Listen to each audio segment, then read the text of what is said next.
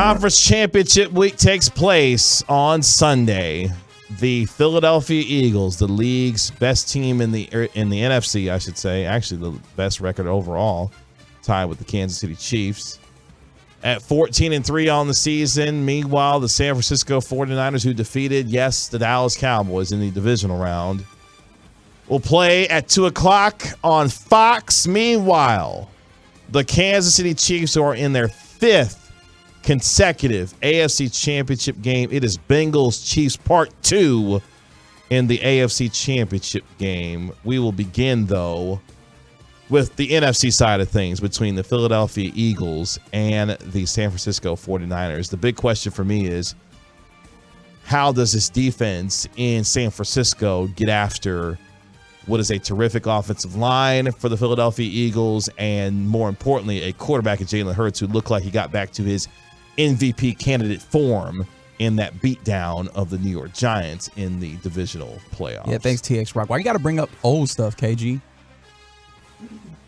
But anyways. Still hurts.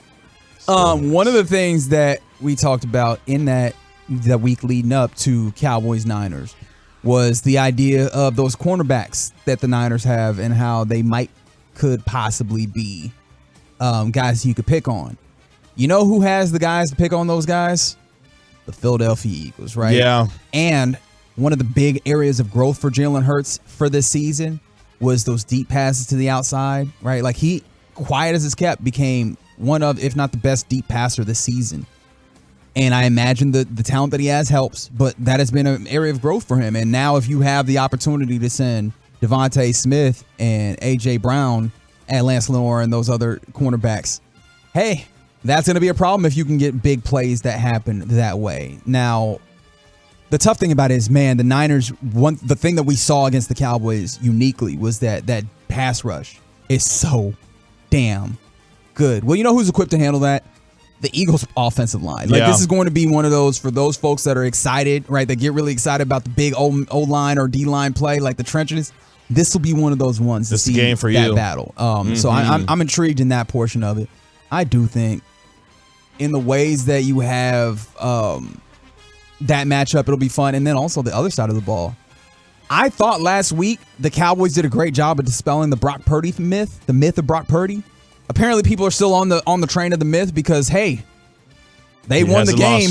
Right. So he must have won it for him. And I'm like, guys, come on. We all watching this football. And I think when you got that guy going up against Hassan Riddick and all them other guys that the Eagles have, we are going to see further epistles in the idea that the myth of Brock Purdy is not what y'all think it is. And so in that way, I do think, I don't know if there's a way for Cowboys fans to be happy in either way, but I do think that this might be the worst of the two for Cowboys fans. Correct me if I'm wrong, Mr. Cowboys fan right here, because I do think the Eagles win this.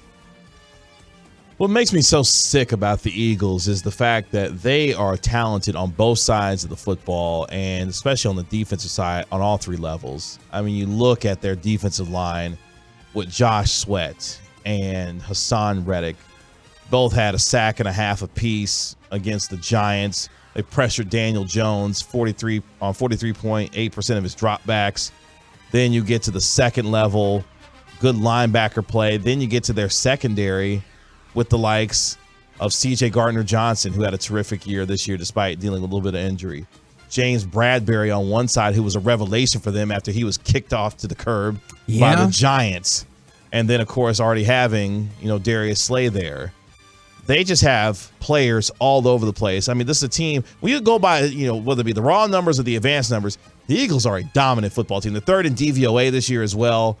And then offensively, the biggest question was, could Jalen Hurts, despite the injury that he's been dealing with, get back to his MVP-like form? And he did so in a great way against the Giants. I want to see if San Francisco, though, can make him run the football a little bit and see him get outside the pocket and maybe put a little bit of, some hits on him to see, let's test that shoulder out a little bit, see how much you're willing to get out there and run the ball. But if he gets to stand back there and distribute the ball, he has the capability of impacting the run game. Now, the thing that he did last week, right, where you talk about, was he healthy? The throwing the football he did, but he only kind of did a little bit of keeping the football on some of those, design run situations. He did not actually add into the run game.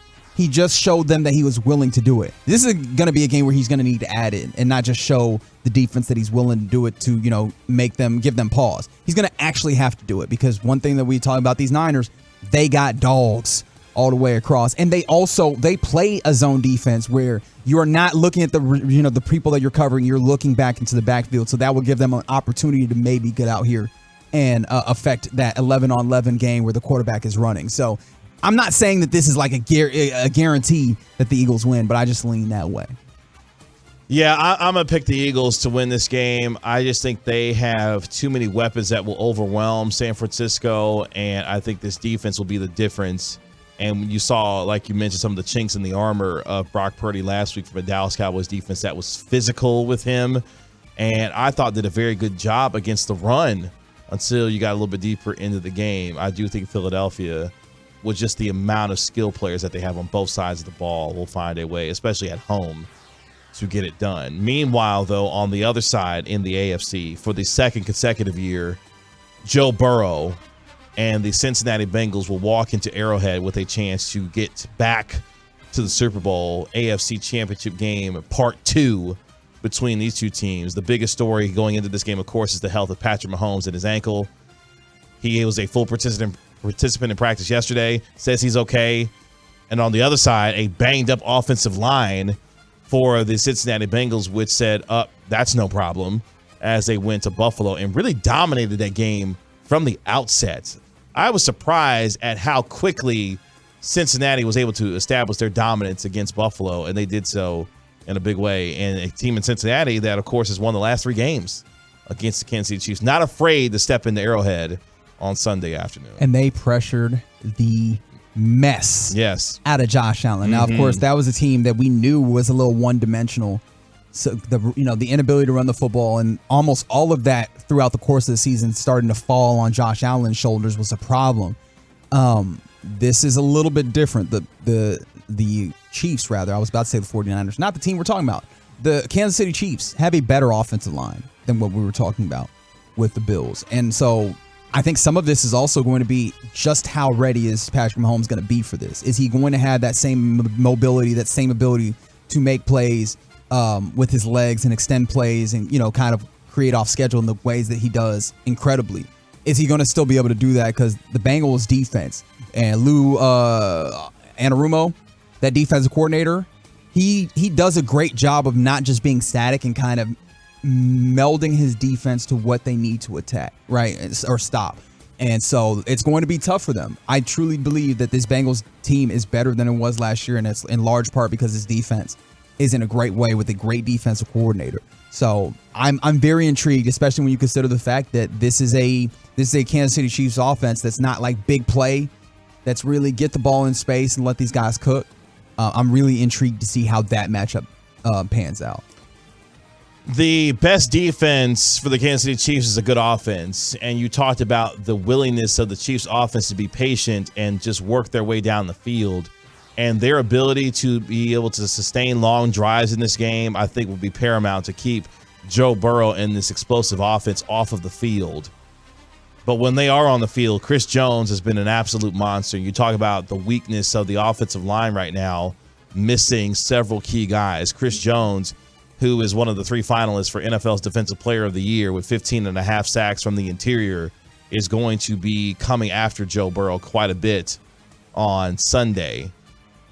I do think, though, that the Kansas City Chiefs exercise the Joe Burrow demons that have plagued them the past 3 times, and they will not find a way to lose this game. I do think they will face the Eagles in the Super Bowl this year.